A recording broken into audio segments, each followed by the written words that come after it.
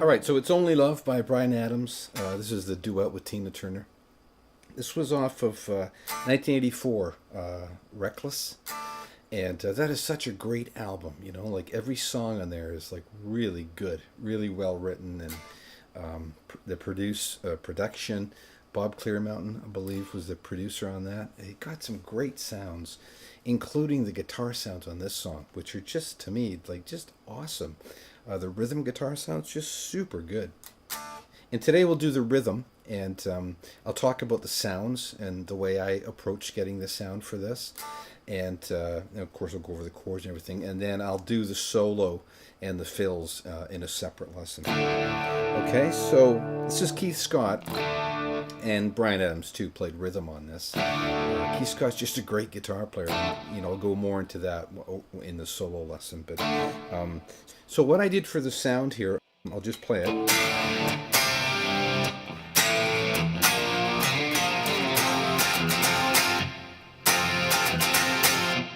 So what we've got there is, I'm on my clean channel in my Igniter Renegade. If you go to my website, there's a link. Where is it? Up there. If you click that eye or description box below, I've got a gear page on my website. And I just list everything that I use. But anyways, I'm in the clean channel. I've got the gain all the way up, and it's kind of on the, you know, it's like if you barely touch the strings, it's clean.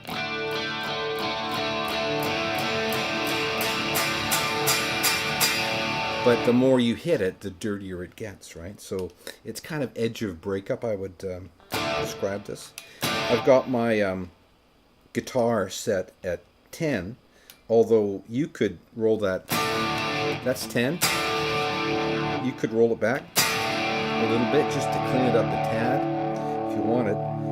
And I have a pickup switch here. This is a coil split switch, so when it's down, that's full humbucker, and when it's up, it's single coil.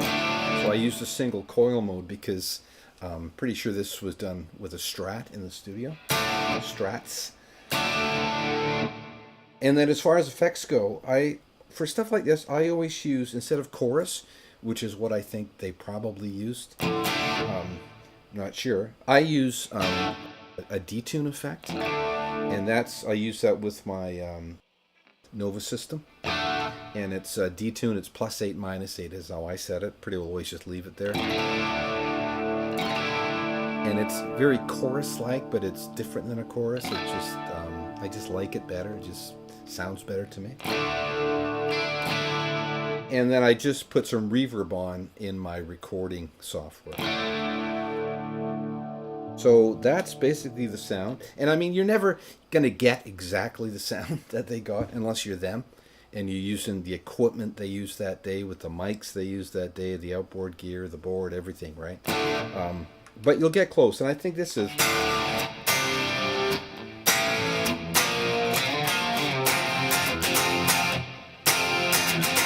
It's fairly close, right? And, you know, when you stack the guitars up left and right, it really sort of comes alive. Okay, so now let's get into the chords. It's in the key of D. So the first chord is a D power chord. We're going to mute that E string with our thumb, and we're also muting the high E string. So both E strings are getting muted, and we're playing the middle strings. And we don't have to worry about not playing the A, because it's a D chord, doesn't matter, right? So that's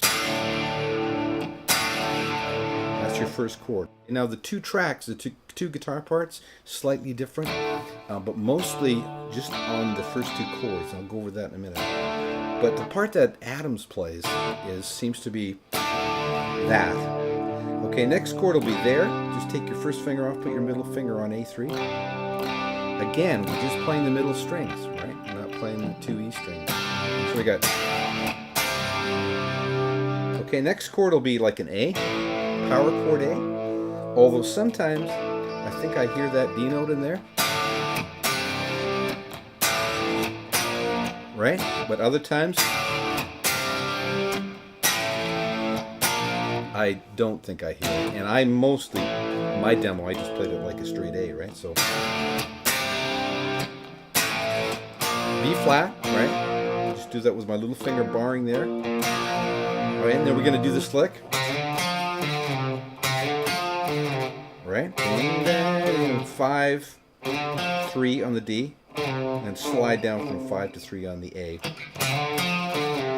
And now we've got this F chord. And the way we're going to do that is like, I've just lifted off my middle finger, and I'm muting the G string with my little finger.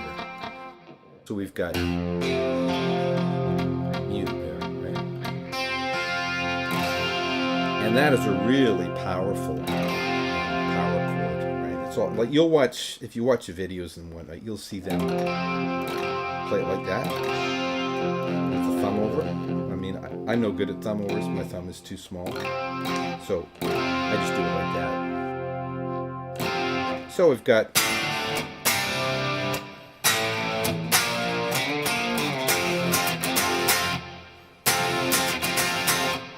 and that's pretty well 90% of the song. Now, you got to mute too, right? So you go, and if you listen really closely to the beginning, you can hear those little taps as they're muting. So it's mute, stroke, mute, right?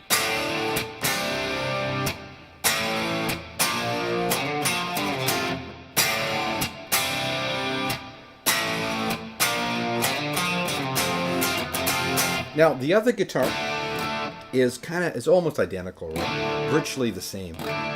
Except sometimes I think I hear that high E in there on the first chord. And the second chord, sometimes I think I hear that G then in there. Right?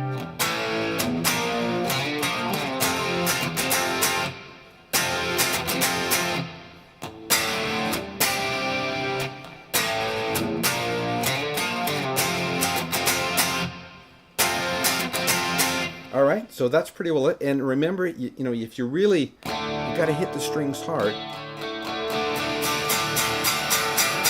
to get that right sort of level of distortion of breakup. And that's pretty well it, except for coming out of this.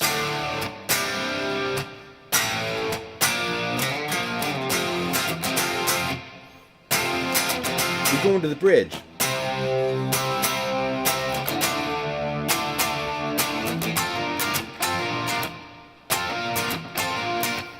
And that's really all it is just a C power chord. Again, it's just those 3 strings, and I'm muting that B string with my little finger. Up 2 frets. And then we got this, which is, it's like, you know, that's a B flat there, right? They're C-shaped bar chord, but without the little finger, right?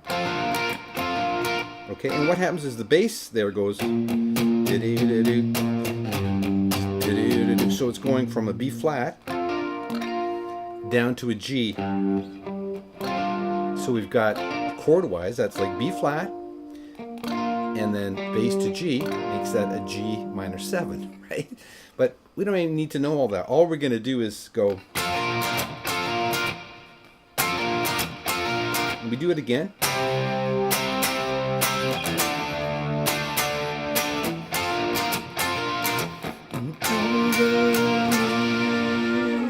Right? And just trail that out, and then we're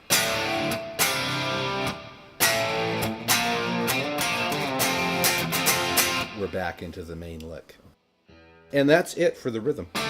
Like, a lot of this, most of it is going to depend on your sound, and a lot of it is going to depend on just really attacking those chords, right? Like, if you're tentative,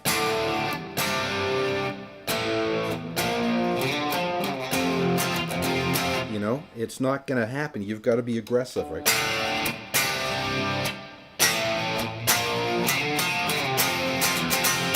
Right? Really hit them hard. I mean, you know, I don't know what they're thinking when they play this. That's what I'm thinking when I play it. Okay, so that's it for this one. I'm going to do the solos and fills in a different lesson because, you know, Keith Scott is such a great guitar player. And it's like, he's kind of unknown almost virtually, like his name is not really out there with other guitar players of the time, and in my opinion it should be, because his work on these early records, especially Reckless, is just awesome. He just played some wicked guitar. That lick.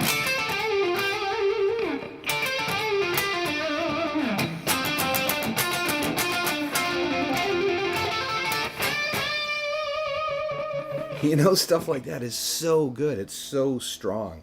And he plays with such feel and conviction, I had a really good time working out all those licks, and it's really fun to play that stuff. So make sure you keep an eye out for that lesson. And also, again, up there, and click the I, or down in the description box below, there's links to my website. And like when I do these lessons, if there's multiple videos, like I'll have them all on one page there, and you can check out my gear page and check out all kinds of stuff on my website. Okay, so that's it for this one. I hope you get something out of it. I hope you enjoy playing it, and yeah, we'll talk to you next time.